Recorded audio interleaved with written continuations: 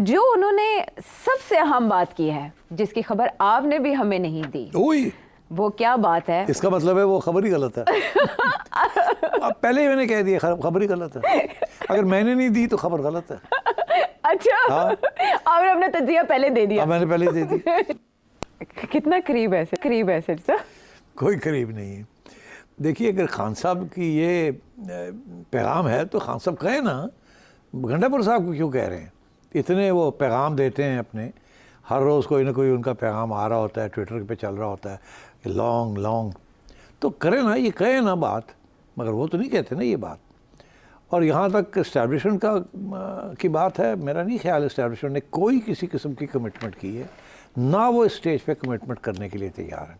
وہاں سے تو ایک ہی بات آتی ہے، معافی مانگو، تسلیم کرو کہ آپ نے یہ حرکتیں کی تھیں، تو جو کہ وہ تسلیم کر ہی نہیں سکتے.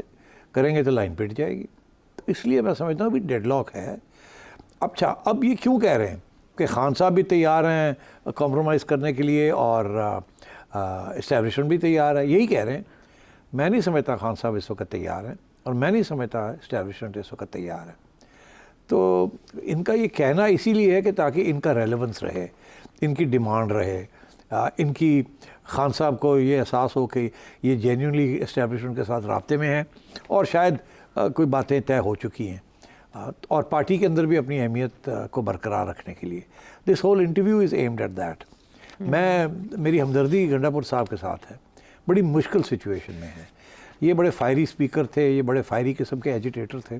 اب چیف منسٹر بننے کے بعد ہی is in a difficult situation. Federal government کے ساتھ بھی کام کرنا ہے، اسٹیبلشمنٹ کو بھی ناراض نہیں کرنا، خان کو بھی ناراض نہیں کرنا، پارٹی کو بھی ساتھ لے کے چلنا ہے. سو اس قسم کے ایشوز بن رہے ہیں، اور میں سمجھتا ہوں کہ گنڈا پور صاحب از ان اے ڈیفیکلٹ سچویشن. اگر وہ سروائیو کر گئے تو it will be only because اس قسم کی وہ انٹرویوز دے رہے ہیں جس پہ وہ امپریشن یہ دینے کی کوشش کر رہے ہیں کہ خان صاحب کے کانفیڈانٹ ہیں، خان صاحب نے ان کو کچھ ذمہ داریاں دی ہوئی ہیں، یہ وہ ذمہ داریاں نبھا رہے ہیں. کور ذمہ داری اس میں یہ ہے کہ وہ اسٹیبلشمنٹ کے ساتھ کوئی بریجز بلڈ کریں، اور ادھر سے یہ تسلی دے رہے ہیں کہ اسٹیبلشمنٹ بھی بات سننے کے لیے تیار ہے، ان کی طرف سے بھی کوئی پیش قدمی ہو رہی ہے. اسی لیے پھر وہ آخر میں آگے یہی کہ ہاں عن قریب اچھی خبر ملے گی. میں سمجھتا ہوں ایسی کوئی صورتحال نہیں ہے اس وقت. میں سمجھتا ہوں کہ کاش کہ ہو ایسی بات، کاش کہ خان صاحب یہ بات کہیں، پبلک میں کہیں، یہ نہیں کہ گنڈا پور صاحب کو کہیں. اور کاش کہ اسٹیبلشمنٹ کی طرف سے بھی کوئی اس قسم کا اشارہ آئے پبلک کے اندر. ظاہر ہے جنرل عاصم منیر یہ بات نہیں کہہ سکتے، مگر بہت سے اور لوگ ہیں ان کے بہاف پہ جو بات کر سکتے ہیں. تو اس لیے آئی تھنک، اور خان صاحب کے بہاف پہ تو کوئی بات نہیں کر سکتا سوائے خان صاحب کے خود. So he have to do it and he is not ready to do it yet. اچھا لیکن اگر ایک سی ایم یہ بات کہہ رہا ہے اور ایک اہم صوبے کا سی ایم یہ بات کہہ رہا ہے تو یہ بغیر بنیاد کے تو کہہ نہیں رہا ہوگا. اگر اسٹیبلشمنٹ کے بہاف پر وہ یہ کہہ رہے ہیں کہ ان ساری باتوں پہ اسٹیبلشمنٹ نے بھی اتفاق کیا یا سسٹم کہہ لیں اسٹیبلشمنٹ کو، تو اس کا مطلب ہے کہ اگر ایسا نہیں ہے اور ریلیونس کے لیے یہ اسٹیٹمنٹ دی گئی ہے تو پھر اسٹیبلشمنٹ کی طرف سے اس کی تردید آنی چاہیے یا اس سے فاصلہ اختیار کیا جانا چاہیے.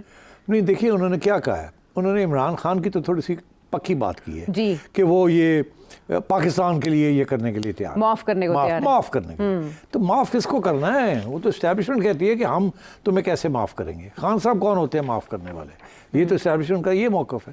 تو یہ کہنا کہ خان صاحب معاف کرنے کے لیے تیار ہے، یہ تو خان صاحب کو ایلیویٹ کرنا ہے.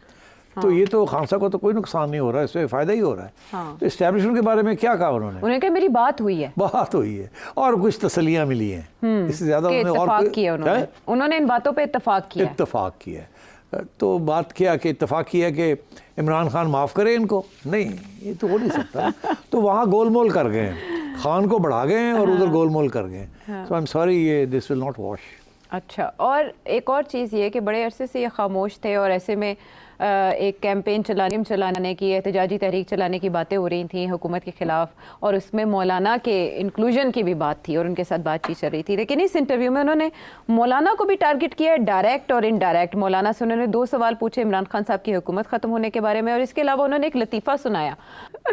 پتہ نہیں کس کے بارے میں بات کریں. بڑی چیز ہے گنڈا پور.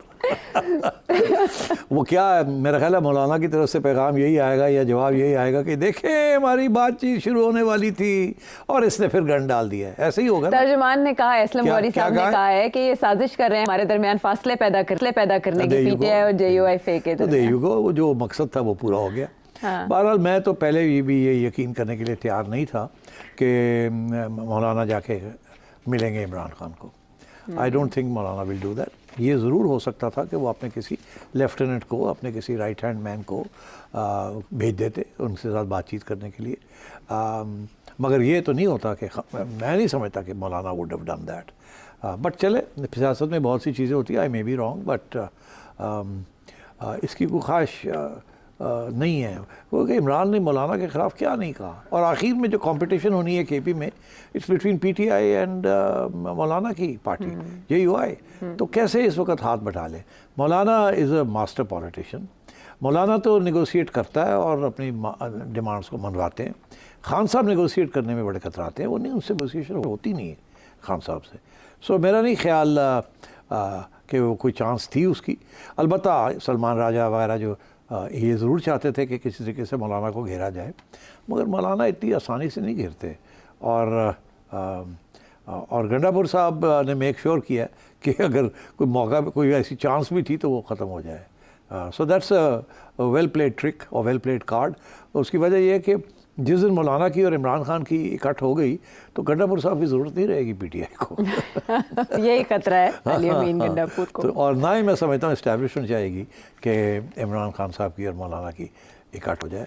That would create a very big problem. اور عمران تو چاہیں گے یہ, مگر مولانا یہ نہیں چاہیں گے کہ وہ نمبر 2 ہو جائیں ٹو عمران خان. وہ یہی چاہیں گے کہ اس کو استعمال کر کے and he should negotiate with the establishment and with the political parties. ٹھیک ہے, یہ ہے اس کے مضمرات اس انٹرویو کے. بہرحال علی امین گنڈا پور صاحب نے بہت اہم باتیں کی, کچھ دن تو میڈیا کی زینت بنیں گی. چلیں اب آگے بڑھتے ہیں اور چلتے ہیں ترکیے. ترکیے میں عالمی ذرائع ابلاغ کافی